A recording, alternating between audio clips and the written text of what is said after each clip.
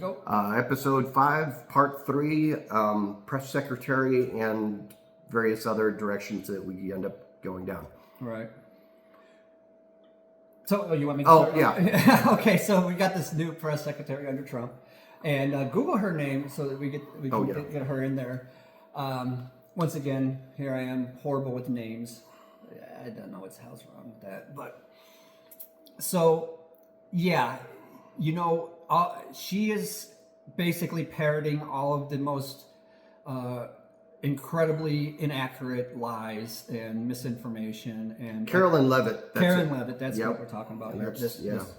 So basically, her qualifications are that she married a multi-millionaire 60-something-year-old, like that. I'm not sure if that has much, but the point is, there was probably something more behind her marriage to this guy than love, per se. I'm not saying that people can't fall in love. I'm not going to make a morality judgment on any of that stuff. That's not my business, but to each his own. However, it's just a little dicey in this situation, what the motivation was. So, what I can say is, she's parroting all this misinformation and all the basic cringe-worthy talking points, right? Her qualifications for this position was this guy who has an in, who gave millions of dollars into the Republican campaign finances in multiple ways, and he was part of the Heritage Group, and it's my understanding that he also was part of authoring Project 20. I believe so. 25, whatever, Project 25. So. I think that's what we're looking at here. And so, once again, when you're talking about diversity, equity, inclusion, and what they say they're trying to fix, which is people who are unqualified getting into positions that they don't belong in, this is one of those things where they are the problem that they say they're solving. Because the whole reason DEI was put into place, so this kind of nepotism doesn't happen. So a person who would be way more qualified, like the previous one, if you look at her list of qualifications compared to this individual's, it's laughable because they have all kinds of accolades and degrees and things that would make them uniquely qualified for positions such as that. But in this case, this person has no qualifications whatsoever for that position. And DEI does not say that an unqualified person should take a job over a qualified. It just simply says you can't deny someone a position because of their race, color, or their disability, or however they want to frame. Or potentially various other factors, yeah. Right, or any other factor along those lines, right? Which gives you a bunch of white dudes and, hiring a bunch of mediocre white dudes, and then you get a bunch of, and then they hire and then it's nepotism. And then they, hire unqualified, people as their press secretaries and other forms of secretaries, but not in the leadership position, obviously, because that wouldn't work for them. Right. It's joking, obviously. Just a quick comment about Carolyn. My joking, not joking comment was that she's either got to be dumb as a rock or really smart. And what I meant by really smart is, how if you study acting or you pay attention to actors and whatnot, that sometimes it takes a very good actor to play somebody really stupid. So she might be pretending in a way, or she's just that stupid. I don't know. I'm not buying. Yeah, well, anyway. It doesn't take a tremendous amount of intelligence to memorize and recite lines. Right, but look at a lot of these actors. Yeah, some of them are not the brightest bulbs in the box, but they can recite lines. Some of these singers too, they can sing and dance up a storm, right? It doesn't make them intelligent. It just makes in that one aspect of their cognition and they're way more talented than me. Look, if you want to measure intelligence in that regard, they go 10,000. I can't memorize shit. You try to get me in a play, I'd probably fuck up the whole thing and just start making stuff up that's close to what I'm supposed to be saying, but not exactly. And they would blow me away. So if people were measuring intelligence in that regard, I'm sunk. I am totally sunk. I can't remember names. The part with Carolyn that scared me because it was so Orwellian was a couple of weeks ago when they were talking about the Gulf of Mexico. And the way that she talked about it, she said something about it's the Gulf of America, of course. But the way she said it was as if we were supposed to believe that that's the way it had always been. Like, regardless of how or why Trump changed it, which he didn't actually, by the way, Google caved and changed stuff, but in reality, nothing, anyways. But the point is just that denial of reality without even blinking, without just that weird glassy-eyed. There's certain individuals that are really prone to hypnosis and being fooled. And like I said, it's not that different in some ways. And for her, because Trump said it, it becomes a reality. So it's true. So how can you deny it when he said it was true? And the fact of the situation is he has no authority to do it. And, so what if Google caved? Nobody else in the world's calling it that. I mean, when he's not president, it'll go back. So, and I think this was like really, in my, one thing that I saw, okay, so every time I see her, I just see a bunch of lies and I see a bunch of mischaracterizations of reality and all these other things, right? So then there was this thing, and I don't know exactly how it all went down, but something about somebody, I'm not sure who in France, was saying that, oh yeah, give us our Statue of Liberty back, because obviously you're not living up to what's on the plaque there. Give us your poor, your hunger, your huddled masses. Now it's give us your rich oligarchs to abuse and exploit, Send them over for $5 million, they can get in. So, they're like, hey, give us that back, probably, just as a joke, give us it back. Yeah, they were kind of really... She has the audacity to say, well, France needs to remember that they'd be speaking German if it wasn't for us. And it's like, lady, have you ever read a history book? Who wouldn't be a country if it wasn't for the French? Who gave us the generals and the ammunition and everything to fight the British? The French. Yeah. And largely the idea of revolution and the idea for a lot of our government structures and all kinds of stuff. The good ideas that weren't the guys who were just reading A Wealth of Nations and wanting to set up their own feudal system in America, but the other ones who tried to bake in some ideals that would expand democracy maybe in the future. Mostly got them from the French, yeah. Those guys who had a battle with these oligarchs of the new feudal system of America were baking in some of these ideas that could have made America great, right? So it was the French and their ideas and their weapons who were trying to get us in the right direction. And this, at that time, there was this new Enlightenment period of these French philosophers and such. And, and some of that, bled in here into America. And Benjamin Franklin was like one of the guys who was over there all the time. So anyways, so right off the bat there. Secondly, when we went into Germany declared war on us. We didn't declare war on Germany. Germany declared war on us after Japan bombed us and we declared war on Japan. We were giving arms, and then you could say, well, we fed the Russian, arms, and we gave British arms. Yeah, but we also fed the Germans. The Ford, all these oil companies, these rubber. If you look at our businesses, we were playing both sides of that all the way up until now. Basically. Up until they declared war on the United States. Up until Pearl Harbor, we were playing both sides of the war. FDR wasn't. He was trying to get in there. But all these America Firsts sound familiar? All these fascists who were trying to take FDR out from a freaking day one, who literally tried to have a coup to take him out with some high-ranking generals. Yeah. The American fascists, we literally were allowed fascist a thing in New York for 2 days at the Madison, or at least at night at the Madison Square Garden. I mean, we were look, Hitler got his playbook from America. He was kind of surprised in a way that we didn't pick up on that more than we did. Or just say, hey, we're on your side, because he's like, yeah, I'm just doing what they did. And I got the whole playbook. I'm just playing their playbook, With it wasn't entirely wrong. With the genocide, the eugenics, all this. Well, he was noting things that we did over the hundreds of years and that we were trying to get away from. Some of us. Yeah. But believe me, there was a good portion of Americans who did not want to fight in Europe. We fought in Japan because they attacked us. The imperialism of Japan fed down into China and then in Indochina, and they were usurping our stuff. And we said no, and we cut them off, and then they bombed us. So because they were pissed because we shut off their supplies. So they bombed us. Germany declared war on us. We didn't declare war on Germany. Okay?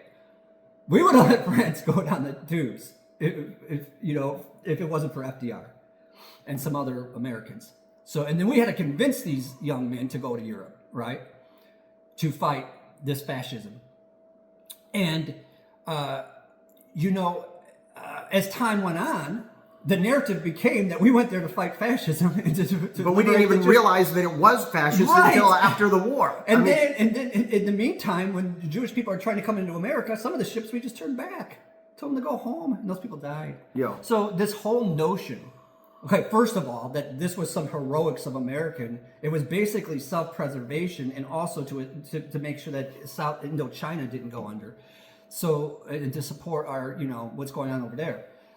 But, and then later that became a problem with, Mao. But anyways, or at that time even, but let's get down to the nitty gritty here. That war, we came in, by the time we came in 2 years, like whatever it was, 44? 40, what was the 43 or 44, I don't yeah, so we come in a couple years later. But yeah, granted, it took time to round up those troops, get everything together, and get that massive invasion in place. But who won the war in the meantime? Who sacrificed tens of millions of people and soldiers? Russia. That war was just about over when we came there to clean up the mess. Yes, we went into Africa and kind of distracted them there, into Sicily too. And dropped a bomb. And people don't, well, that came later. Okay, that was a whole different reason for that. That was in Japan. We're talking about her talking about France. Right. And how we liberated France. When we left those guys high and dry for fucking years. And so anyway, like I said, when all these isolationists, like she has our history completely wrong, and there's all this revisionist of what happened there. Because they didn't want to go in there, especially the industrialists who were actually wanting Hitler, and they didn't like Stalin. So, like I said, yes, we distracted them in Africa for a bit. And then the first place we invaded was not Normandy. And then people think that's when the war started. It's so ridiculous. But anyways, so we came in at the very tail end of the war, in the last year and a half of the war. But who came into Berlin and spent millions of troops just to get in there? Tens of millions in the eastern fronts, of Poland and all those countries there coming into Germany. The Russians, yeah, it was the Russians.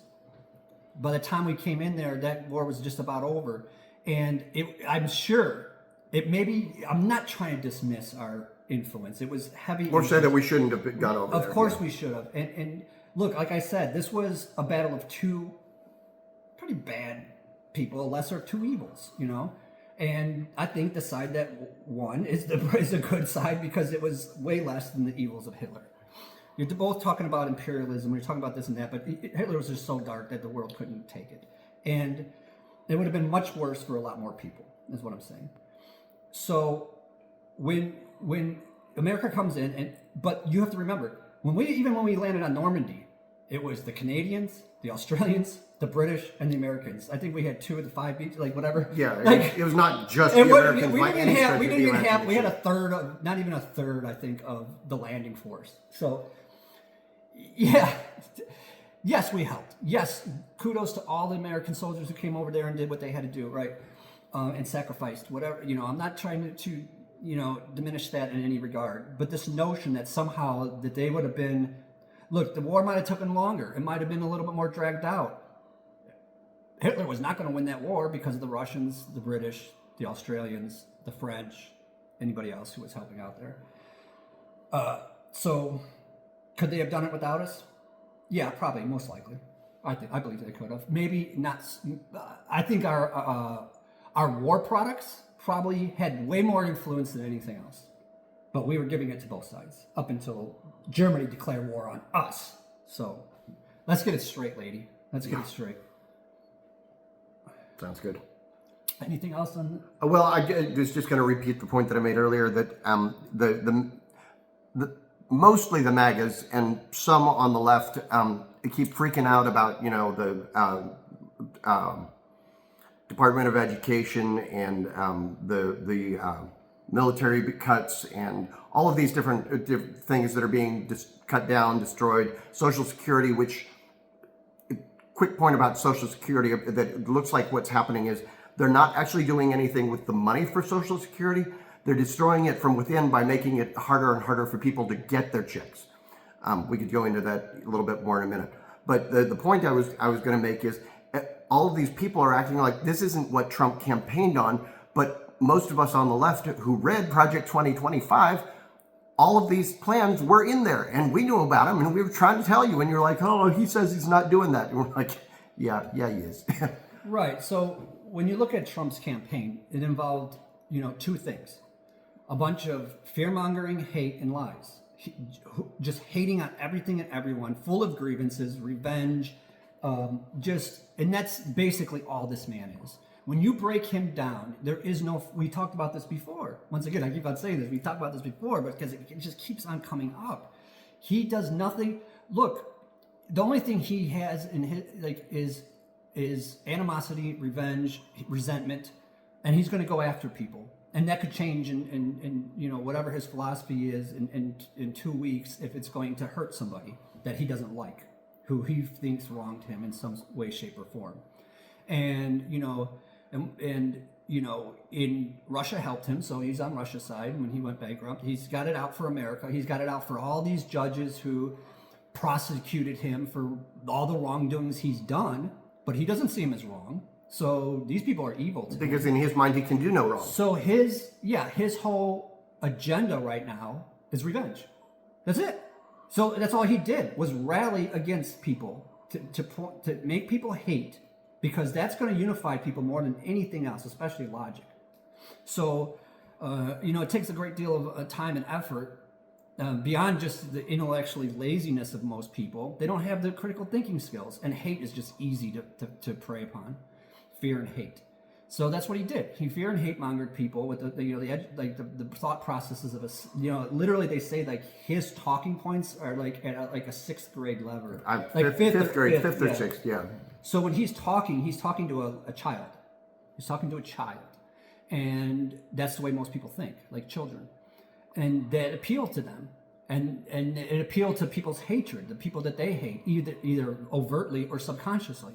Like we talked about before with the, subconscious, racism and bigotry that's inherent in society. And until it's not in the society, it's in all of us. So, so that's what he did to get people to vote for him so he could do his dirty work. And it doesn't matter how that happens. So any country he doesn't like, he's going to put in a tariff. Anything he doesn't want, he's just going to do this and this and that. And nothing else matters. It doesn't matter if it tanks the economy. It doesn't matter who it hurts. It doesn't matter. He just wants to be cruel and hurt people that he believes hurt him. That's how basic this man is. So don't go try to think through this too deeply about what he's doing. It's just he hates people and he wants to get back. It's that simple. And this is not revenge. But it's not a departure from Trump either. I mean, if you look back at even just a little bit, like to his TV show. His TV show was not about people, building companies or building products or whatever. It was giving Trump a chance to look somebody every week in the eye and say, "You're fired," and that was it. That was really the whole shtick. Yeah, and people loved it. They loved to see people get fired, and that was so disgusting. And that's basically his agenda. And then the only thing that he really mentioned, and this all goes back to his cruelty, was tariffs. So it's just a bunch of hate, and he's going to enact tariffs. Which, as we've said before... Which everybody said was going to take... Previous to Trump, the majority of Republicans have been saying tariffs are a bad idea. So this is not a Republican idea. It's a MAGA idea. Well, it's a Trump idea. Well, a Trump idea, yeah. To punish people he doesn't like. Except that it's literally like one of those funny guns that points the nozzle back in the other direction, and you're going... Right, because that's how stupid he is. Yeah. So people are like, oh yeah, he's smarter. Maybe no, they're dumb. They're idiots and they're just cruel. You're dealing with like a 8-year-old brat who gets his toy taken away, so he picks up the block and he hits the other kid in the head with it. That's what you're dealing with. Doesn't go any further than that. Yeah. I don't know what else to tell Well, I mean, there's a lot that I could say, but I've said it over and over, so I kind of like, yeah. So, anyways, so what was this you're talking about? His agenda. What is his agenda? His agenda is to fuck shit up. That's literally it. So yeah, Project 2025. Yeah, go ahead. Like, you know, these people that gave him money and propped him up, it made him the puppet. He's Putin's puppet. He's these guys' puppet. And all he wants and maybe one or two other organizations either that I'm not remembering or not thinking of. And But, if it was, look, but he's not his own person in any way, Right. shape, or form. and look, he was a Democrat as long as Democrats gave him money and did what I'd say was, you know, he was an opportunist. So he'll be a Democrat if Democrats help him out. Just like Musk. Oh, I love the Democrats because they're handing me money, hand over fist. But once they start asking questions like, what the hell are you doing? Oh, I hate Democrats. Because he has no ideology except for himself. So, yeah, that's what you're looking at, folks. What can I tell you? And so it goes. Yep. As Kurt Vonnegut was saying, so it goes. That's the way it is. Got anything else? Not necessarily on this topic. I think we've got one last topic, but You want to bring that up in the next one then? Yeah, let's just call do that this. on the next and I one. think we're going to get one more topic in to wrap this up. Yeah, it's been an interesting conversation. yeah.